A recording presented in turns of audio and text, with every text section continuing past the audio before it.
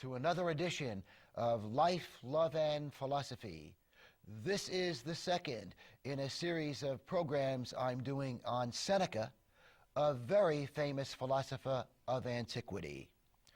Perhaps none of the great philosophers provides more interesting, thought-provoking advice about how to deal with everyday problems and how to achieve more tranquility in everyday living than Seneca.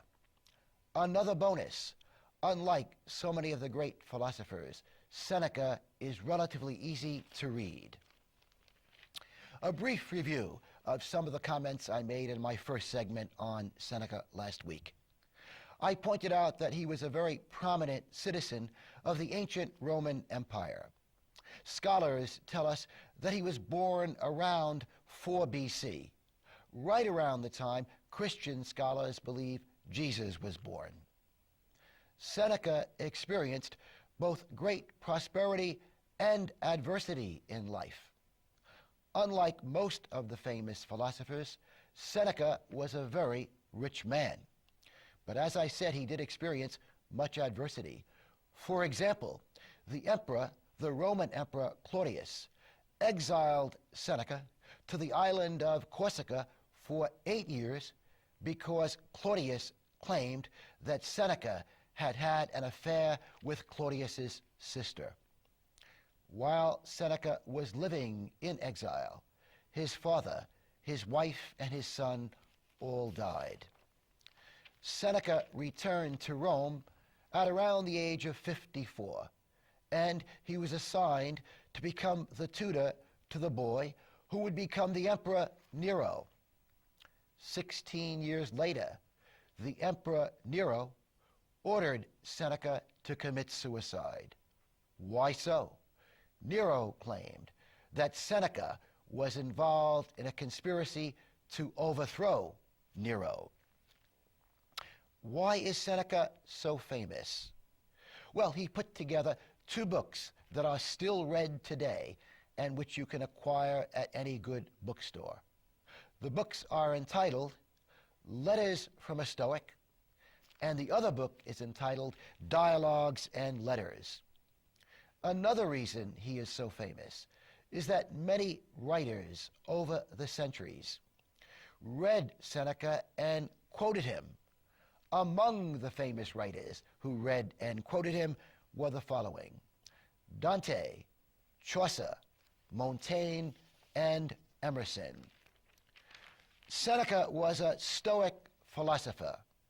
Stoicism was a very influential philosophy of the ancient Greco-Roman world.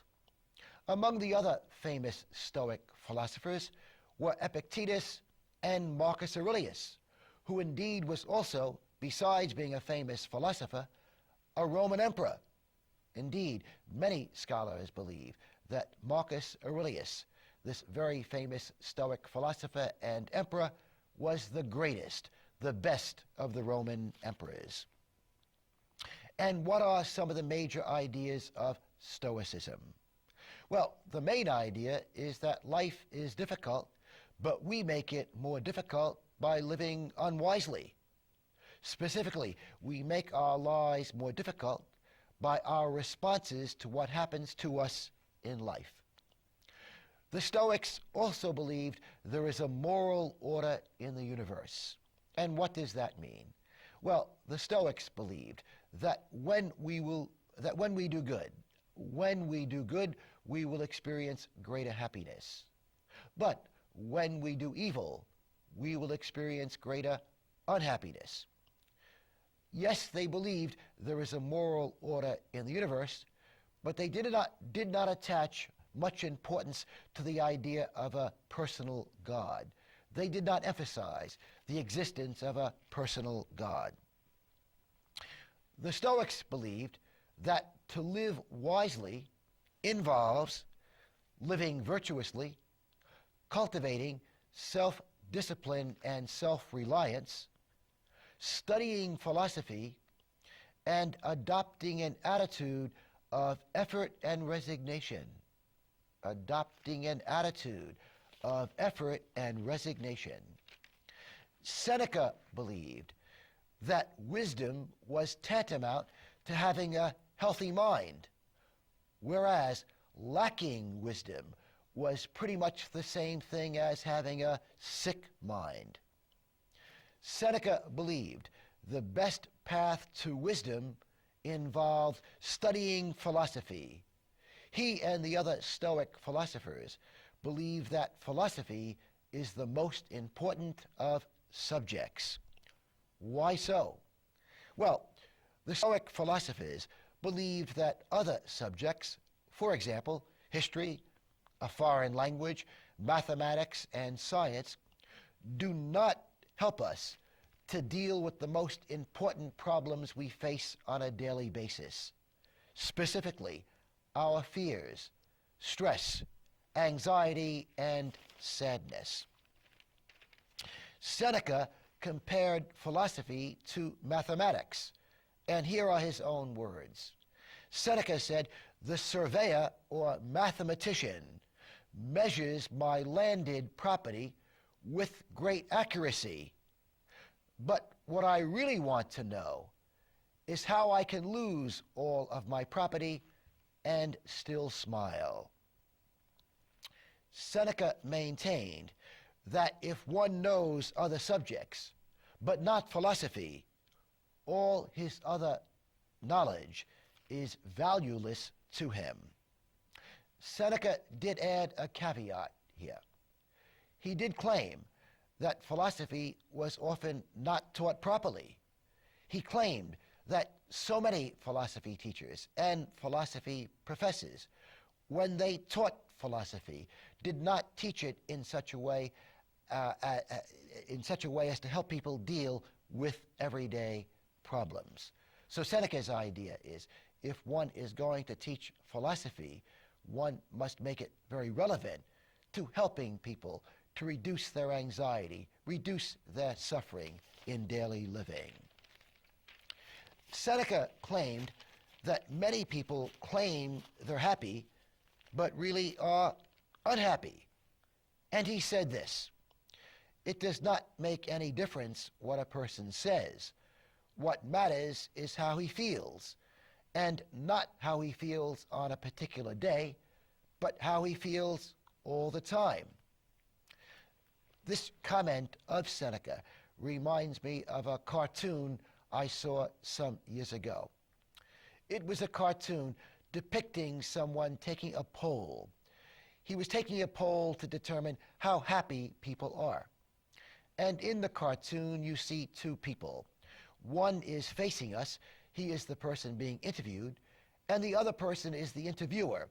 His back is to us, but what we do see is that he's holding a data board, writing down the information the interviewee is giving him. And the interviewer asks the person, "Are you happy?" And the person says, "Well, yes, I am.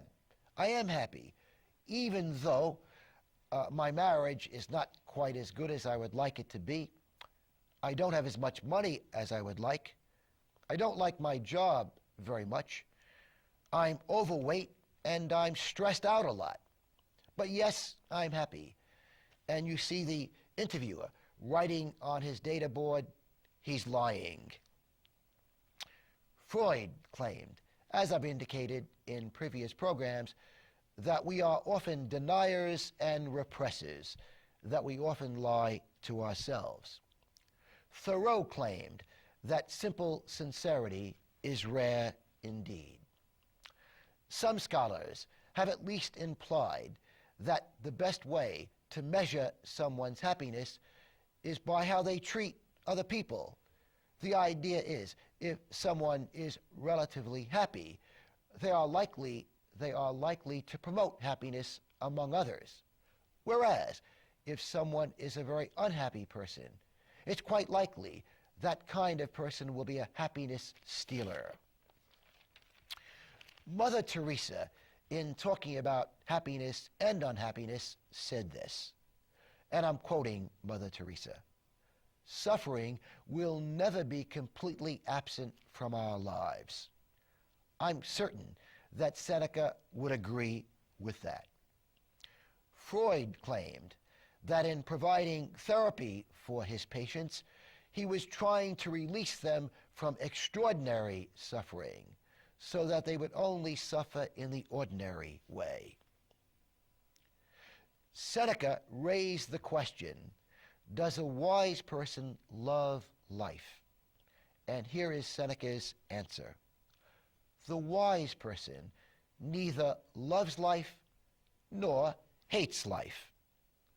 Seneca would agree with Montaigne that life is bittersweet. Even though Seneca believed that we can experience a significant amount of tranquility and even joy in life, he did describe life as a rugged journey. Those are his words. He went on to say this, in life, things will get thrown at you, and things will hit you. Life's no soft affair. You can't but expect to have falls and knocks and slips and get tired along the way. And sometimes, some people will even openly wish for death. And among the specific kinds of unhappiness Seneca talks about are illness, violence, wars, etc. It is interesting, Seneca describing life as a rugged journey reminds me of something Professor Houston Smith said. Houston Smith is probably the most famous living philosophy professor whose specialty is comparative religion. Again, the most famous professor of comparative religion, living professor of comparative religion. Professor Smith, in one of his books, said this. He said, when things go really bad for us in life, it's not unusual that every one of us sometimes wonders whether life is worthwhile. And of course, all the major religions teach that life is difficult. But of course, the religions also teach that suffering can have a purpose, that suffering can wake us up, that suffering can remind us about what's really important in life. Well, what does Seneca recommend that we do to live more fulfilling lives? What does he recommend we do to deal with the difficulties of life? Well, he recommends many things. Among them is this. Seneca claimed that we must mentally prepare ourselves for misfortune. He said this, and I'm quoting him, "Let the personality be made ready to face everything. We need to envisage every possibility and to strengthen the spirit to deal with things that may happen to us." And again, as he did in another passage, he talks about the idea of earthquakes and illness and violence, and again, a host of other terrible things that can happen to people. Seneca claimed that even though life is a rugged journey, we should not be resentful about that. For after all, he said, these are the terms on which life is lived. Was Seneca a pessimist, or was he a realist? Well, he did say this, and again, I'm quoting Seneca. "I look for the best in life, but I prepare myself for the opposite." He reminds me of something a very famous Supreme Court Justice, Louis Brandeis, said. Louis Brandeis claimed that if we start with the premise that life is difficult, it will all be much easier. But if we start with the premise that life is easy, it will all be much more difficult. Here is more on what Seneca said about preparing for adversity. Again, his own words. "Everyone faces up more bravely to a thing for which he has long prepared. For example, sufferings. He then goes on to talk about those who are unprepared for adversity. Again, his own words. Those who are unprepared, on the other hand, are panic-stricken by the most insignificant happenings. We must see to it that nothing takes us by surprise in life. In other words, Seneca, again, is repeating the idea that we must develop a habit of reflection on the bad things that may happen to us in life so that we can prepare ourselves to deal with them. What do you think? Seneca suggested that all people, specifically, or more specifically, middle class and rich people, should take several days a year and rehearse themselves for being poor. He said this: set aside a number of days during which you will be content with the plainest food and very little of it and the coarsest clothing. And he recommended that middle class and rich people endure this experiment with being poor for 3 or 4 days every year. He said people should make it a trial, not an amusement. Remember, Seneca was a very rich man. Well, what was the purpose of this experiment in being poor that he himself undertook every year and urged other people to undertake? Well, he believed that if one lived as a poor person for several days of the year, one would realize that it's not as bad as one might expect. Again, that was his opinion, that one would discover that living as a poor person was not as dreadful an experience. That's the adjective he used. Not as dreadful an experience as one might think. I wonder if it might not be a good idea for us in the 21st century perhaps to experiment several days a year in living without a cell phone, a computer, a television, and iPod. Seneca has been criticized for not practicing what he preached.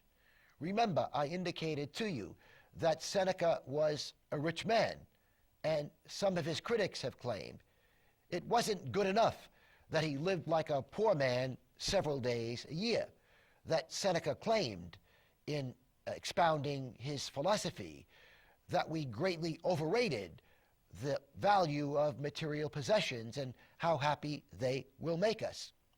Well, how did Seneca respond to the criticism he withstood in his own lifetime that he was something of a hypocrite, in that, again, his philosophy indicated we didn't need much money to live a fulfilling life, but he was a very rich man? Well, Seneca, in fighting back, said this. He said, what matters in life is one's attitude towards wealth. He went on to say that wealth is the wise man's servant, whereas wealth is the fool's master. He then said, like any good Stoic, he could lose all of his wealth and not be a bit less happy. I should also add that scholars have reported that Seneca was a very generous man, that he did give a lot of his money away.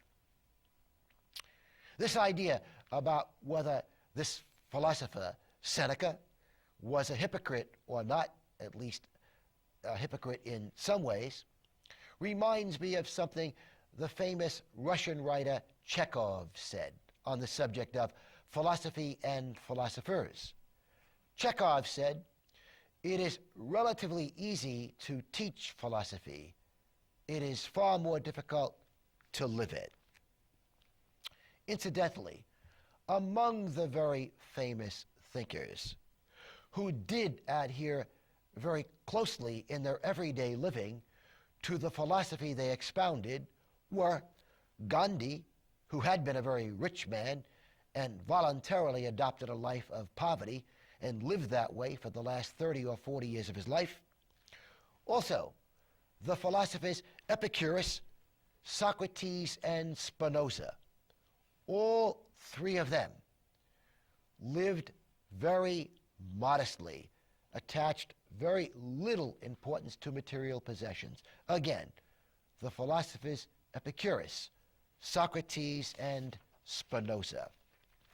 Remember, Seneca and his fellow Stoic philosophers believed it's not so much what happens to us in life that makes us happy or unhappy, but rather our expectations about life and our responses to what happens to us in life. This reminds me of what a 21st century Harvard professor, Daniel Gilbert, has said about happiness. Professor Gilbert teaches psychology at Harvard, and he and some colleagues have done extensive research about what makes people happy and unhappy.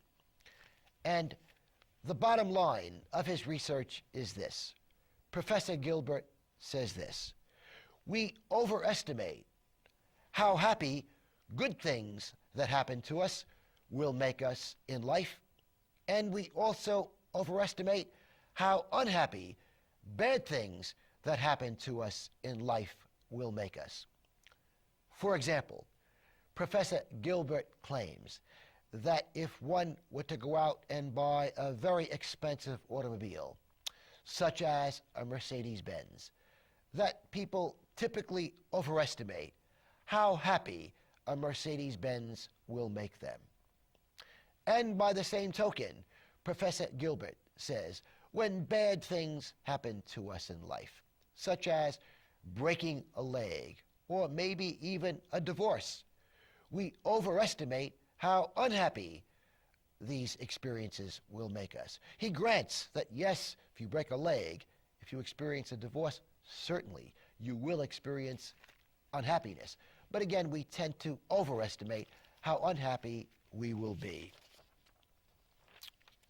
Also, studies have been done in psychology, even in a more specific way, about the relationship between money and happiness. John Gertner is an editor at Money magazine. And again, he talks about the research that's been done on the connection between wealth and happiness. And here are John Gertner's own words. A large body of research on well-being seems to suggest that wealth above middle-class comfort makes little difference to our happiness. I'll say it again. A large body of research on well-being seems to suggest that wealth above middle-class comfort makes little difference to our happiness. Seneca would not have been surprised. Seneca, incidentally, also is unusual among the great philosophers in that he wrote about the importance of physical exercise.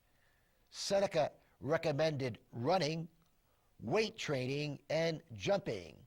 He himself was a regular jogger.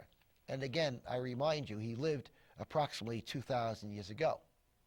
But even though Seneca was a proponent of physical exercise, he did emphasize the idea that we should spend much more time exercising the mind than exercising the body. Indeed, Seneca claimed that exercising the mind on an everyday basis improves the mind with age. The idea is that through studying, the mind can become richer with age. It is interesting that today many people go to gyms and hire personal trainers.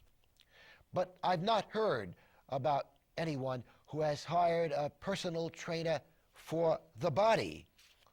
Why so? Why is it Many people are eager to hire a personal trainer to help them get into better physical shape, but it's rare that anyone will hire a personal trainer to help them get into better mental, spiritual shape. Well, so many of the great philosophers have said the reason for this, and of course they weren't talking specifically about trainers, but something that relates to this is this. So many of the great thinkers have claimed that many people mistakenly think they have wisdom when they don't have wisdom. Perhaps we should all remember the words of the Buddha. The Buddha said, "The world is in darkness, and how few have the eyes to see." Jesus said something very similar. Next week, I'll have much more to say about various other dimensions of Seneca's philosophy. But right now, as usual, I would like to finish the program with a quotation from Henry David Thoreau. Thoreau reminds us that we are all artists. In his masterpiece, Thoreau wrote the following words. He said, "To affect the quality of the day, that is the highest of arts."